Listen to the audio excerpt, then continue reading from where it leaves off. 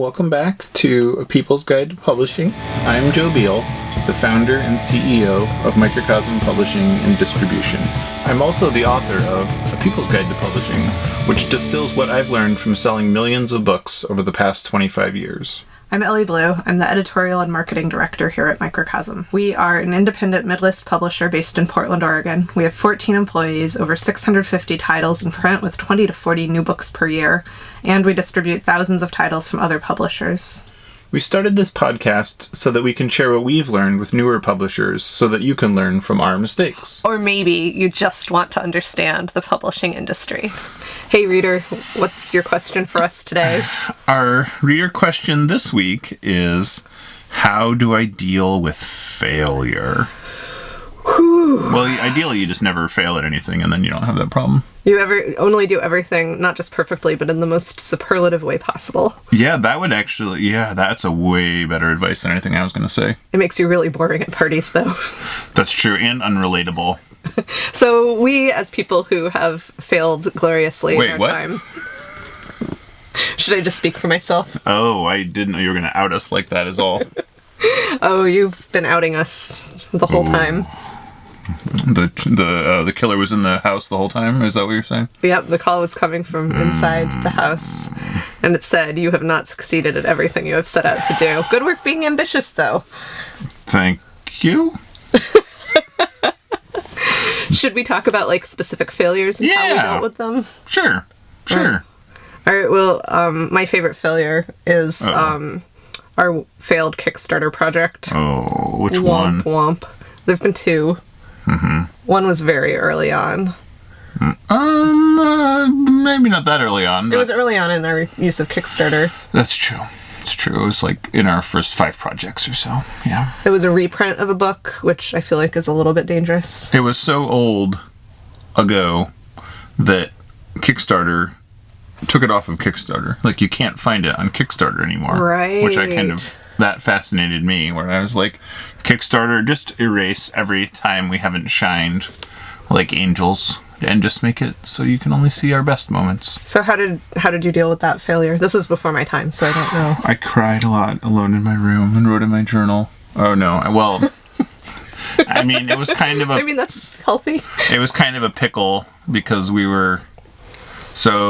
was a book that had been very popular, and we were starting to run into cash flow problems. So the original book, it was DIY screen printing. It came out in 2007. And we went through those first 5,000 copies pretty lickety-split. We had underpriced the book, so that was failure number one. We made the book $10 when it really should have been $16. And then the other problem is when you sell a book at $10 and then you really need that book to be $16. Oh, yeah. And you do reprint it at $16. People are like, what the hell? What'd you do to me? They can't see it as oh, this is what this needs to cost. They see it as we have spun back on our word and, we had taken a great success, needing to make it a greater success. And so... And we weren't offering, a new value, right? This was just a reprint, not a new edition. Well, yeah. I mean, realistically, it should have been a new edition. And that's kind of the real unfortunate thing there is, if we had done it correctly, yeah. So, oh man, this is a great example, Ellie. So, what we should have done... We didn't have the money to reprint it. It was about $10,000. And, it wasn't, it's a reprint of an older book, which is sort of dicey, especially the longer you wait, the less that value proposition pencils out. Mm-hmm. Because the longer something disappears from the public eye, the less people are interested in it, the faster they forget about it. And so, at that point in our history, $10,000 was kind of a big deal, as, it kind of always is for anybody most anybody at all times. And so, we kind of strategized where we were okay, well, we can just have we planned to have a year of licking our wounds and not doing a lot of new books to sort of pay for that reprint and a number of other reprints that we needed to do. And then that is really failure number 3, I guess, because then we had 2 new books that came out that year. Ooh. And when you do that, it's just like cash flow suffers more and more because while in theory it makes sense to publish fewer books, you're selling fewer books, and then it just makes it a lot harder to sell books when you're not, because it's like when you have a new book, 1/3 to 2/3 of that printing will be sold in the 3 months around publication. So you just have like a nice injection of cash flow. So if you take away 30 some of those in the year, it has the illusion of being a very economical year, but there just isn't a lot of work to do and there's not a lot of money coming in. So this was like a compounding series of failures that did damage and threaten the viability of the company. That one already happened, but Got it. It came at a time when that was already happening also. yeah. And so and we just didn't have good tools for budgeting, and there was like, because we hadn't had that, there was resistance to setting it up because it hadn't been necessary in the past. So then now that it was necessary, people felt like it was just like babysitting. And so then we came up with the idea that we had a successful couple Kickstarters at that point. The first one was really like a nice barn raising, like it brought out a lot of people that have been longtime supporters and fans. And so we were like, okay, we'll just do a Kickstarter that will pay for this because that is apparently a thing now. And then we made a video, we spent a lot, and it needed a little convincing of the author because, similarly. But, it wasn't like that he was opposed. It was like he just needed to sort of understand our predicament and the problem and, And so we did that.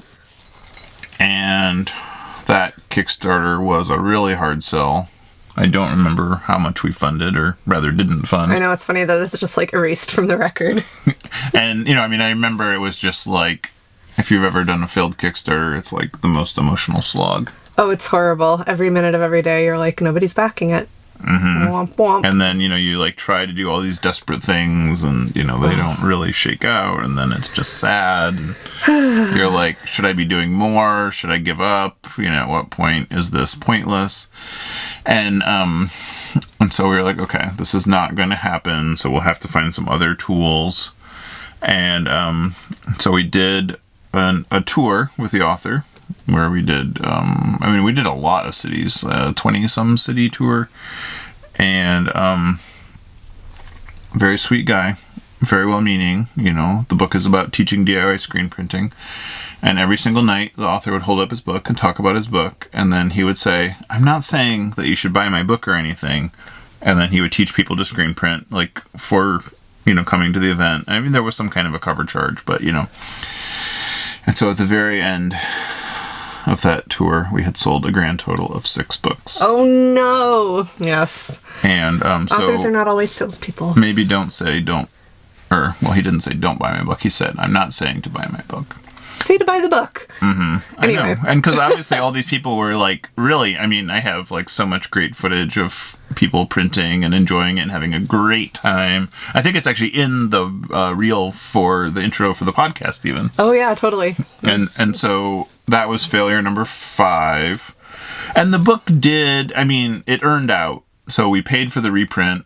We have some left. Mm-hmm. But it's not like it's dead stalled. It's just not like what we should have done is just done a new edition, which we probably could have funded on Kickstarter, and we would have sold a lot more in, and the initial advance sales probably would have paid for the new edition and the printing and all the development work.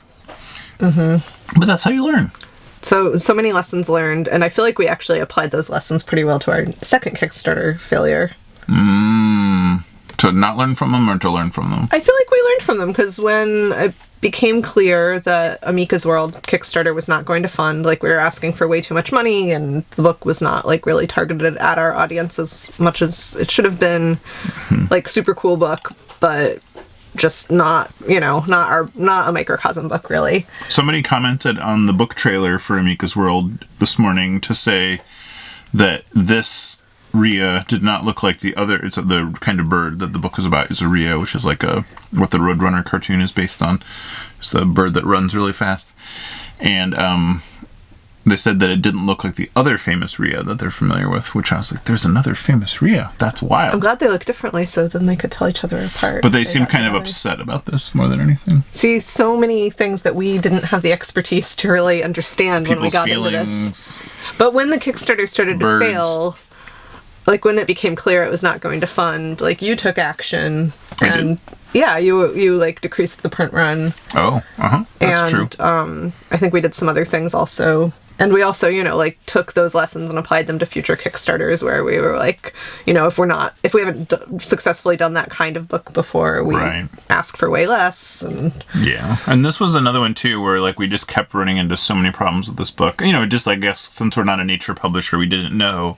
So like even like, there's various places, there are gift shops that sell bird books, but since a Rhea is an invasive species, nobody wants to sell our bird book because they don't want to encourage that. It's seen as the problem, not the solution, and like even rescuing them is seen negatively somehow. I can't really understand how this can be possible, but.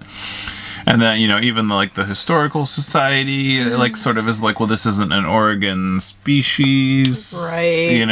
And so it's kind of like we run into that everywhere, and so like educational post-secondary markets are sort of going to be our final hurrah. But, and I guess this can be the biggest thing that I feel like I've said on every single episode ever, probably.